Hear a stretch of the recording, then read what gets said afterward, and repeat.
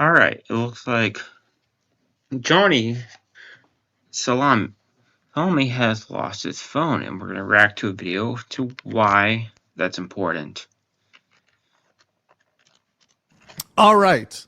So let's get into it today, right? So a lot of people were messaging me about this equipment thing, and I'm going to play it. It's like a 2-second statement that Atozi makes in his video. Now, in his video, largely he was providing updates that were my updates that I provided to the news outlets like Dexerto or whatever. I can never say them right. But obviously Dexerto ends up citing me, and then everybody ends up citing that article and then ends up reporting on it and putting information out. And I also know that there's smaller channels that just watch my streams or look at my streams and then create videos like a day or two after because they Hello, low tier YouTuber.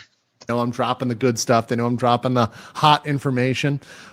This was not hot information, but I guess it was made to sound like it was, and I guess some people didn't know. So let me play this like 10 seconds of this video so you guys hear it, and hopefully the audio works just fine here. Let me play this part. This is from his stream a couple days ago. Disrespectful IRL streamer now regrets going to Korea.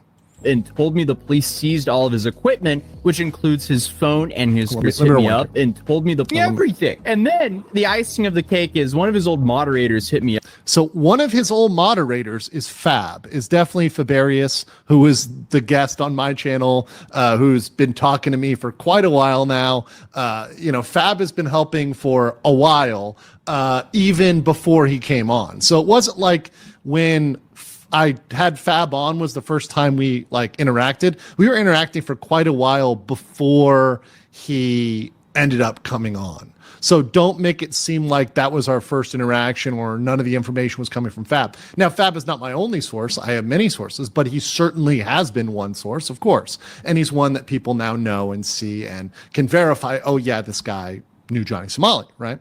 So it was Fab, right? So let's continue. Up and told me the police seized all of his equipment, which includes his phone and his computer. So he can't make money and legally. So, okay.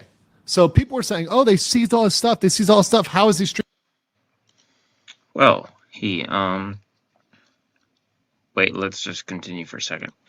How's he streaming? Oh, the videos have to all be old videos. Well, some of them aren't, because here's the thing. You can obviously log into your social media. You can make social media accounts. You can do anything from somebody else's phone or from some. Yes, if you know your password email, you can access it from someone else's and use their stuff. Somebody else's equipment. So yes, his phones were seized. In fact, I mentioned that on several streams that he was using Hank's quote unquote burner phone or Hank's second phone or other phones that were given to him by people in Korea. So he's been using kind of other phones. So his personal phones, he has two, were taken by the police. His camera was taken by police. So that was taken. Now that becomes relevant when it comes to deepfakes. We'll get back to that. But he can still obviously take another phone, grab another phone, and then start making content with that. So obviously it's possible for him to do it. Now, whether or not he should be doing that is another question.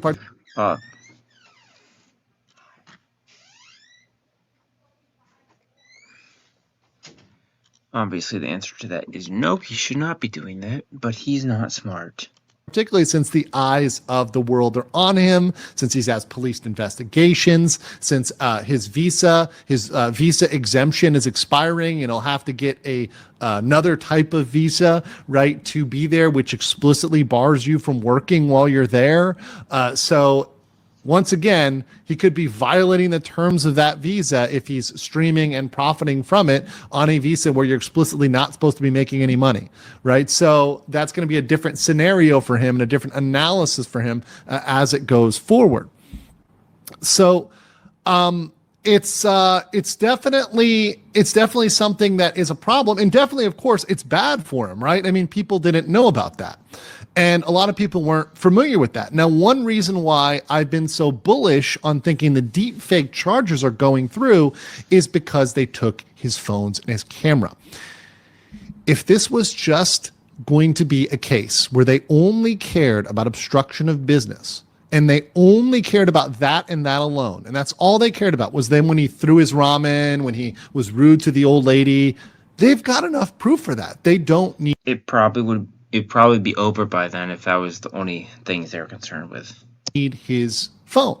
They don't need his camera. They don't need anything, right?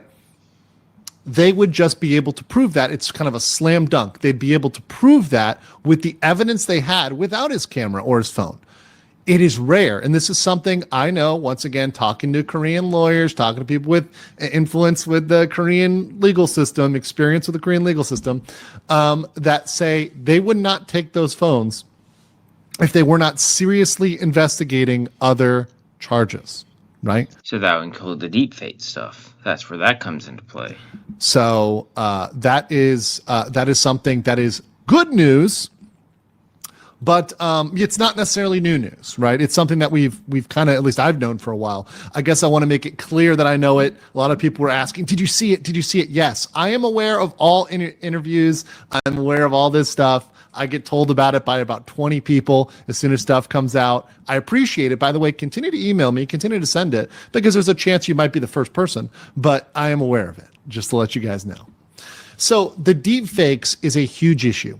Johnny or Ramsey, should I say, is Ramsey's salami. very afraid of these charges. He is very fearful of these charges because he is not just in possession of, but he broadcasted several deepfakes, which elevates it in the severity. Now, a lot of people have said, well, what if he tries to claim that the deepfakes were made by his Discord?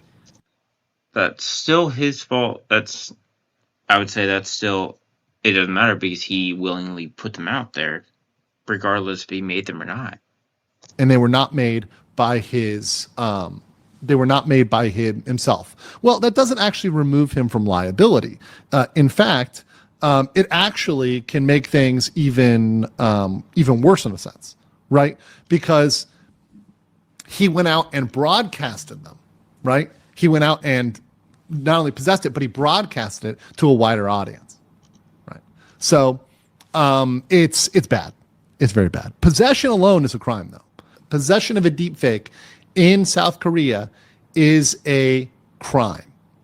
If it's Yes, very much so. that makes it worse. If you broadcast it, that makes it worse. Or distribute it, that makes it worse. So nothing he has done is going to help him. So do you see this kind of going up the ladder here? And that may be the silver bullet. That may be the one that gets him.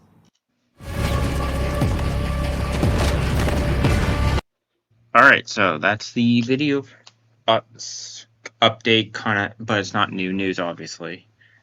But a small little update for y'all that his phone got taken, and he's probably using someone else's, but now he can't make obviously deep fakes if he indeed was making it. But regardless, it doesn't matter. At the end, we'll see by March what happens. Like the video, comment your thoughts, subscribe if you want to follow the Johnny Somali case or any other Korean news I make. Until then, I will see you next time. Bye-bye.